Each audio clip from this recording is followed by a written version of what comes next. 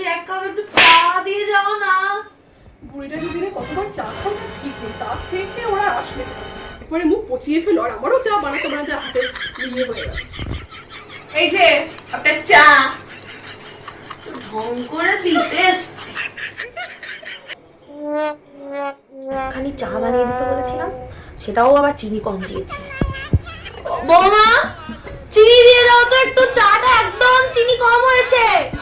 3-4বার বলে দিলাম চিনি আনতে, কানে না তুলো গুঁজে থাকে, ওই হেডফোন গুঁজে গুঁজে কানটা 12টা বাজিয়েছে। চিনি আনা হয় না, চিনিটা যে আনতে বলছি শুনতে পাচ্ছ না? কবে আসবে আমার চাটাই শেষ হয়ে গেল।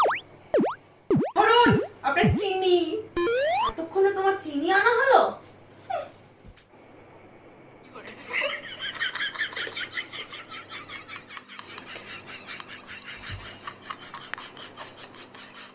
আপনি এটা কি করছেন?